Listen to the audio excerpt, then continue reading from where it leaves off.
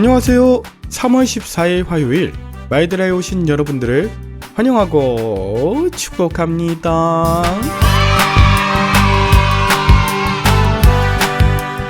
여러분은 인생의 큰 전환점을 맞아 상의하실 일이 있다면 주로 누구와 이야기하시나요?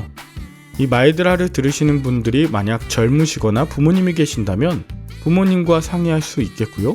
또 좋은 선생님이나 목사님, 동역자나 친구에게도 상의할 수 있겠죠. 그런데 결국 그 모든 결정은 내가 결단하는 것 아니겠습니까? 그렇다면 내게 주어질 손익을 따지기보다 내가 결정하고 선택하는 일로 인해 하나님께 영광이 될 것인가 아닌가를 생각해 보시고 어떤 결단하셨을 때는 후회하지 않겠다. 이 일로 말미암아 하나님께 영광을 돌리겠다. 조금 불편하고 어려워도 이 모든 것이 가장 큰 은혜의 간증이 될 것이라고 여기며 찬양하고 기도한다면 그 모든 결정에 하나님께서 기뻐하시고 함께해 주실 것입니다. 그럼 오늘도 마이드라를 통해 크고 작은 결정에 지혜 주실 것을 기대하는 마음으로 힘차게 마이드라를 시작해 보도록 하겠습니다. 자, 출발!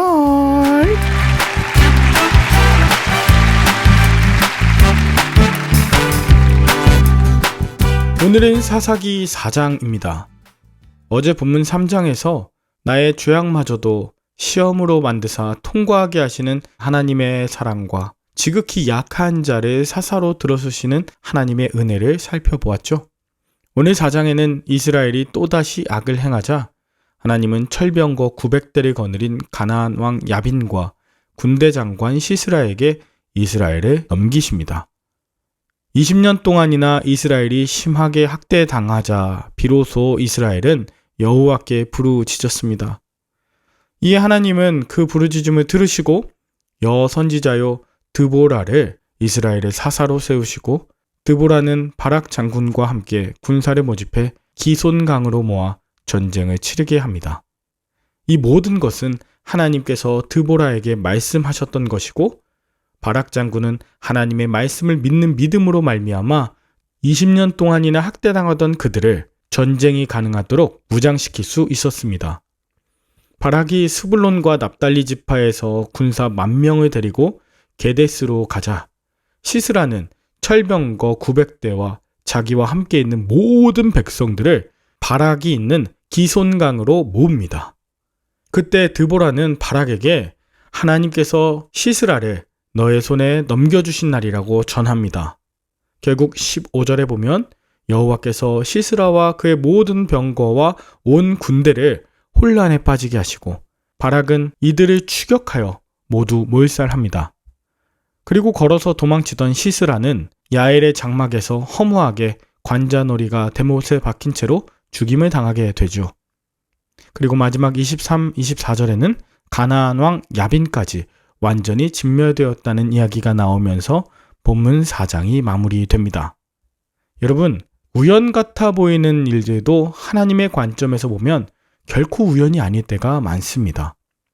때로 평범한 일도 작은 일도 하찮은 도구나 덜 중요한 것 같아 보이는 사람도 결국 하나님의 손에 쓰이는 경우가 많다는 것이죠. 먼저는 하나님께서 아나돗의 여선지자 드보라를 사사로 세우셨습니다. 5절에 보면 드보라는 율법에 따라 백성들에게 판결하는 자였는데 그럼에도 불구하고 철병거 900대를 가진 야빈과 시스라를 상대하기에는 턱없이 약해 보입니다. 그러나 하나님은 드보라를 통해 바락을 동역자로 초대하게 하시고 그에게 하나님의 놀라운 말씀을 전하게 하십니다. 이것은 하나님의 승리의 약속이자 너무나도 놀라운 것이었어요. 이로 인해 바락은 하나님의 전쟁에 참여하여 큰 승리를 경험할 수 있었습니다. 드보라는 전쟁하는 일에는 약해 보이지만 하나님이 주실 승리에 대해 담대하게 승리를 선포하는 자였습니다. 그러자 그 말씀 앞에 시스라는 그가 자랑했던 철병거 900대도 수많은 말들도 모두 버리고 걸어서 도망쳐야 했어요. 하나님을 대적하는 세상의 영광과 자랑이 오히려 수치가 되는 것을 알 수 있습니다. 이후에 시스라의 최후가 어떠했습니까? 병거 900대 중에 단 한 대도 건지지 못하고 걸어서 도망치던 시스라가 그가 우호적인 관계를 맺고 있다고 하는 헤벨의 장막에 이르러 휴식을 할 수 있게 되죠. 너무나 재밌는 건 시스라가 깊이 잠든 사이에 헤벨의 아내 야엘의 손에 의해 관자놀이가 못에 박혀 비참하고 허무한 끝을 맞이합니다. 왜 야엘이 이러한 일을 했는지 정확하게 알 수는 없습니다. 그러나 분명한 것은 하나님께서 한낱 힘없고 평범해 보이는 야엘이라는 여인을 쓰셨다는 사실입니다. 결과적으로 이 여인은 이스라엘과 함께 싸운 용사라고 할 수 있습니다. 이후 이스라엘을 박해했던 가나안 왕 야빈은 완전히 힘을 잃고 이스라엘 자손들에게 진멸당하였습니다. 드보라의 담대함이나 말의 실력, 바락의 싸움이나 능력, 야엘의 계략이나 예리한 망치질에서 비롯된 것이 아니라 모두 하나님께서 승리하게 하신 것을 알게 하는 것입니다. 특별하고 대단한 이들이 아닌 또 엄청난 위력을 소유한 자들이 아닌 자들이 하나님의 손에 붙들리면 하나님이 준비하신 승리를 누리게 되는 것이죠. 여러분은 오늘 본문을 통해 무엇을 느끼셨나요? 내 인생에 수많은 철병거가 없다고 좌절하거나 또 아쉬워한 적이 있었나요? 나의 평범함과 지금 하고 있는 일, 하찮아 보이는 환경과 힘없는 이들에게 하나님께서 함께 하신다면 엄청난 역사가 일어날 것을 믿으십니까?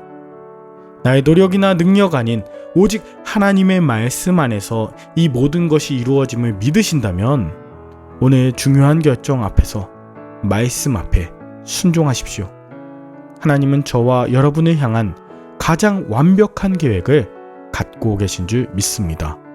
나의 승리가 하나님께서 주신 것이요, 나의 약함 또한 하나님께서 쓰시는 승리의 과정이 될 테니 말입니다.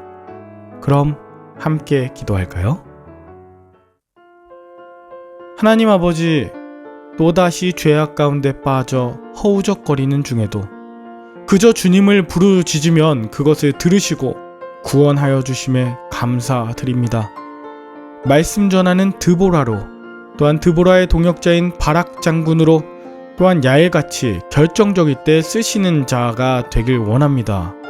성공, 재물, 권력, 명예와 같은 세상 주류 문화와 가치가 아닌 오직 하나님의 말씀으로 하나님의 나라를 살아가게 하여 주시옵소서. 십자가로 승리하신 예수 그리스도의 이름으로 기도 올리옵나이다. 아멘. 오늘도 좋은 하루 되시길 바라며 저는 내일 다시 찾아뵙도록 하겠습니다. 샬롬.